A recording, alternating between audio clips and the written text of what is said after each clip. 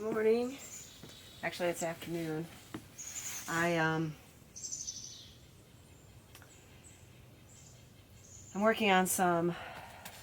Winter is fast approaching, and I'm working on some kind of miscellaneous winterizing projects. How do I do this? I don't want to adjust that. One of the things that I need to do is I installed these. Oh, there's a fruit fly. I installed these automatic louver openers, and the way that they work is this thing that you see right here. Hopefully you can see it. There's a chamber and a piston, and in the chamber is filled some kind of sort of hydraulic fluid that expands and contracts with temperature. And so when it expands, it pushes the piston, which opens up this gap right here, this gap, and then it closes automatically. So so now both of these are on that opener. It's used often for greenhouse louvers. Long story short, though, they're designed to open inside the aviary, and I didn't want this mechanism, inside the aviary, obviously. So I had to do some finagling to get it to work and move the hinges out and whatnot. But I've got to make sure now that there's a seal behind this so that the cold air, winter air, can't go in. So that's what this is all about in terms of a project. Highly recommend them if you get them. Had to get a couple different kinds. Make sure that the opening temperature is as high as you want it to be. So my first set that I got opened at 60 degrees, and I didn't really want 60-degree air blowing in. And so I couldn't. They're adjustable. They have an adjustment, but you only have a limited range of temperatures you can adjust. So this design opens at about around 70 degrees, which is perfect. So if it starts to get hot in there, these start to open, and then if it gets even hotter, then the greenhouse fan on the other side of the aviary, on the eave, pulls the hot air out of the top of the aviary, out these that are already open, and then they close automatically at night. Brilliant. Love it. Super handy.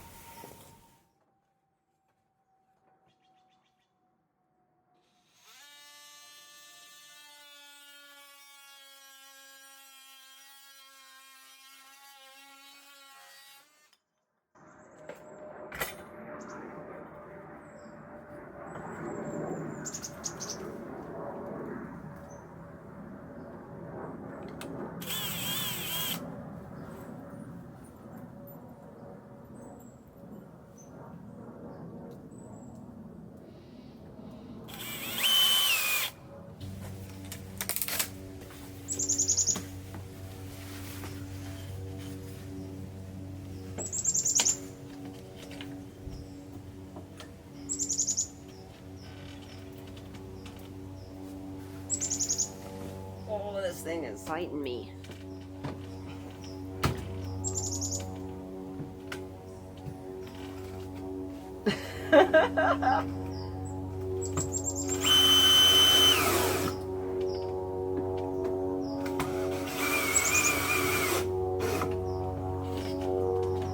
Okay.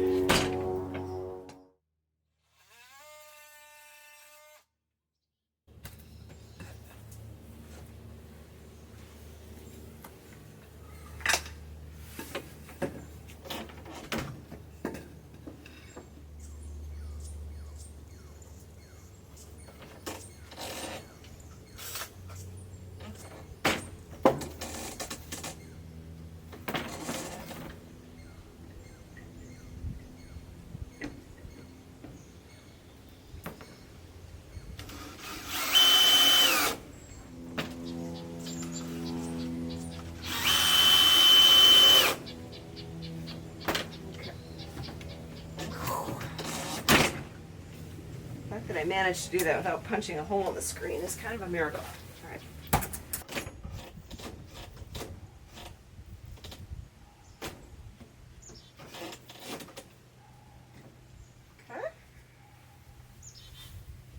Okay. done. That was sure elegant. Yeah? Worth capturing on camera?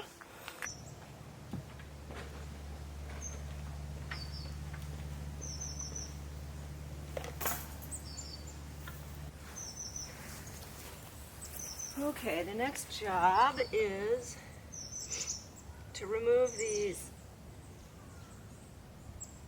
trim pieces on the outside that hold the greenhouse panels.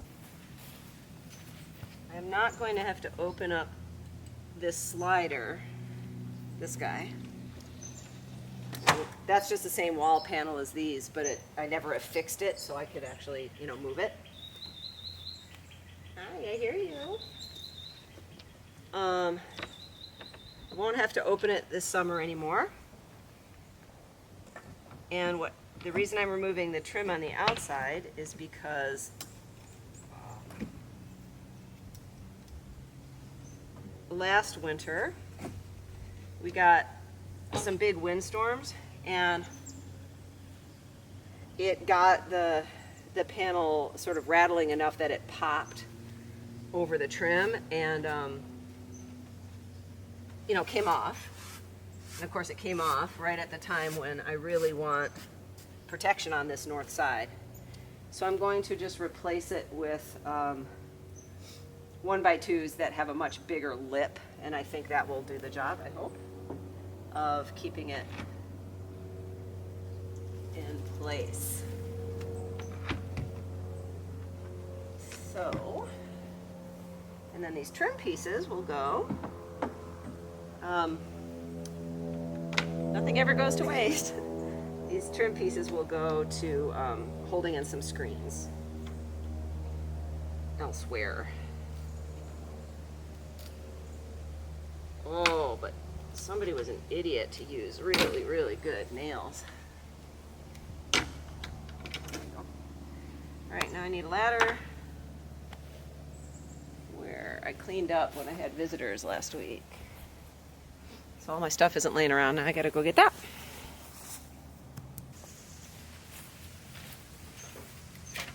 Have you ever noticed that when you sort of put something away, it's worse than if you really had to put it away? In terms of finding it again?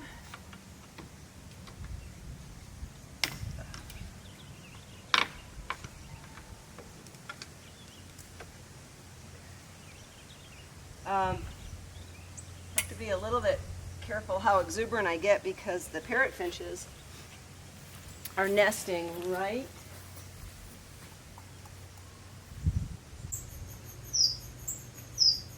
here. They're really, really good stable parents, but I don't want to cause them undue stress. But this is my chance. If I let this go too long,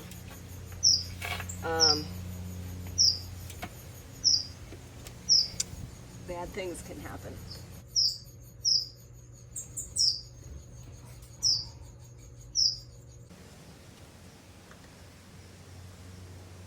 This is kind of dicey. I gotta get my other ladder. There we go. I subscribe to one of these groups about, aviary builds, because I love to see what other people are doing with their aviaries. And then somebody invariably asks, what do I have to do to keep my birds in the aviary year round? And I think to myself, I bet they're thinking that's a simple answer. Not for me, and it's not. Okay.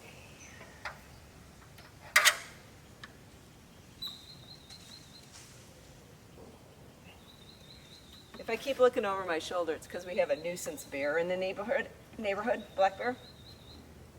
And I'd kind of like to know if he's coming to visit. Sorry, guys. There we go.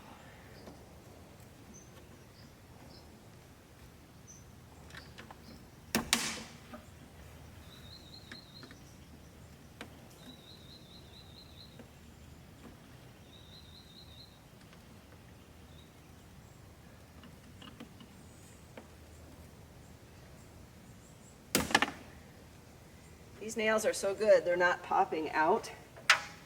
They're just pulling out of the trim piece for the most part.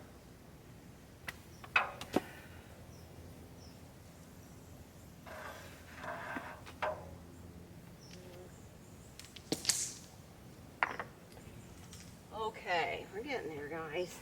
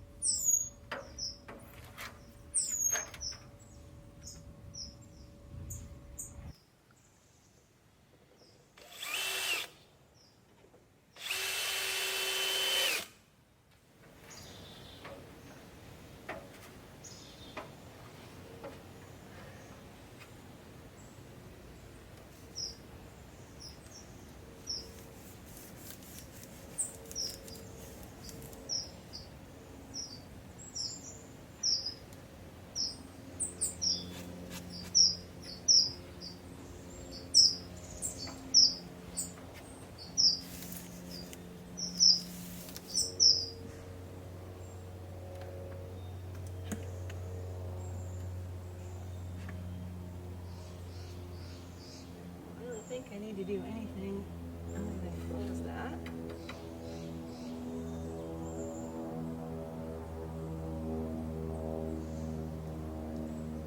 Okay, that's good.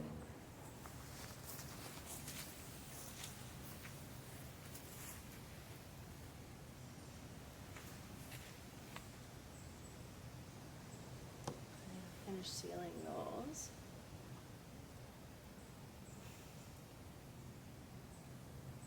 The roof, but I can't do that yet.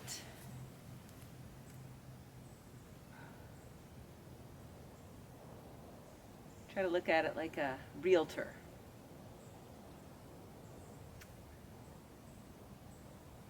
You know? Like, I don't see all the junky stuff laying around and everything. I'm like, oh, that's functional. That looks great. I think that is done. I gotta go check my list. Okay, well, let's move around to the other side.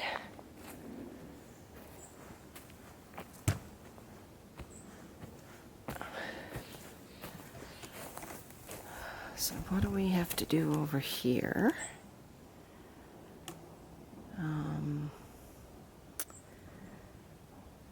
Okay, let's think.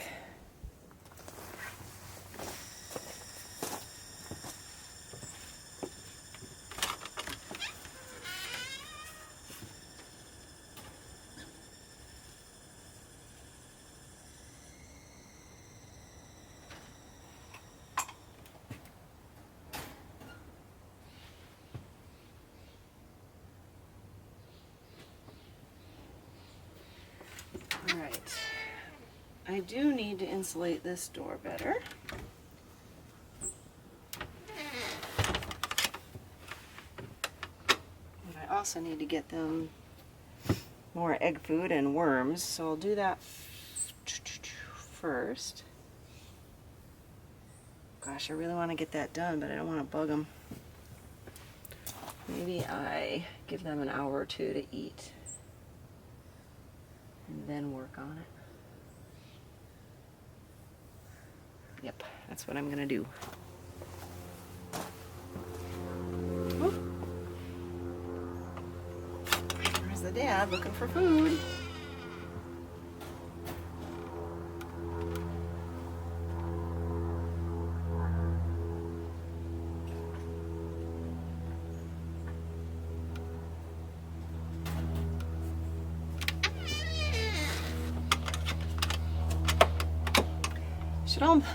Should also mention, for people who might be new to finch keeping, the whole point of having a vestibule is to close this door before you open this one. It's still stupid to do this just for video purposes, but as soon as they fly out and I'm messing around, they don't fly back in while I'm messing around with it. So she says, like, she knows that that's true, but that's how mistakes get made, so don't do it. You know, unless you're a YouTube sensation or something. All right, I'm gonna leave them alone, let them eat. Get a tape measure so I can be a little bit more efficient when I'm trimming out that door. Get rid of the garbage bag trim. You know, I can do better than that for this winter. Oh, it comes fast. Okay.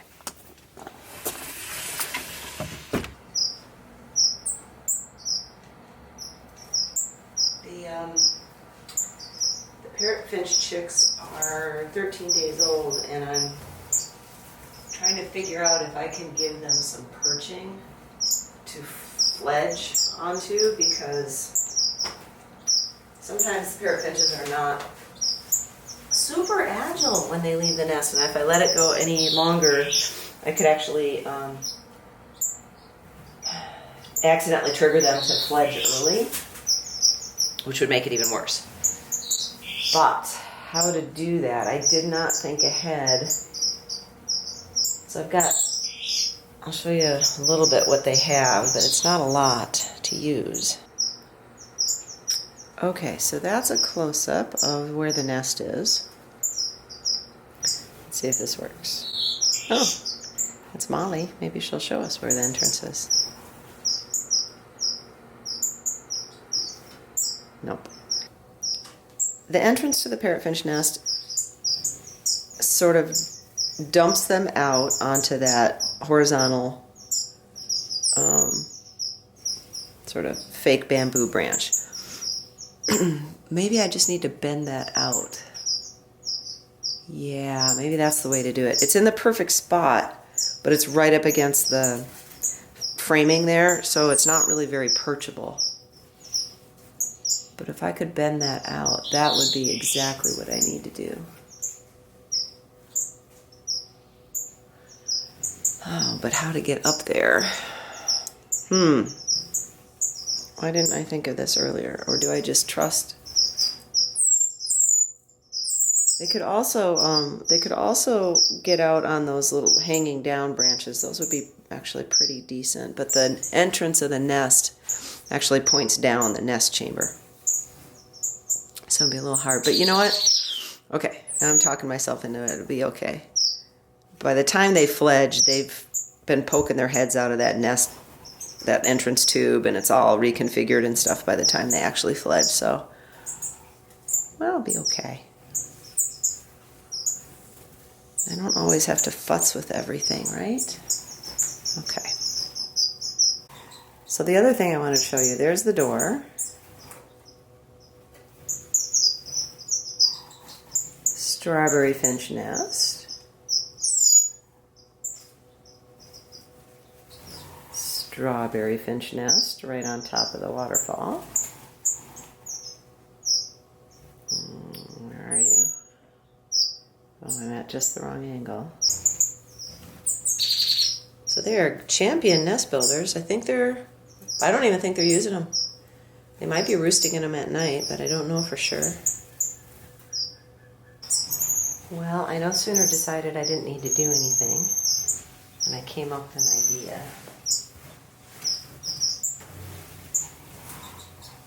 It might work.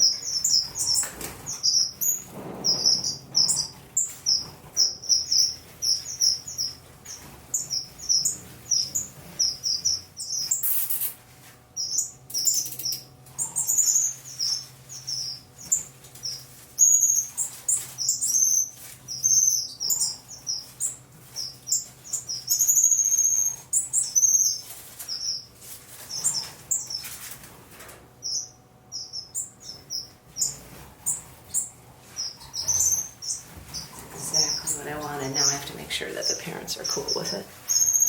So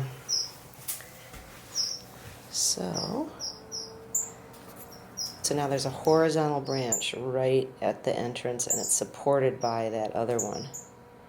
Plus, there's the other one. So we'll see if I've done a good thing.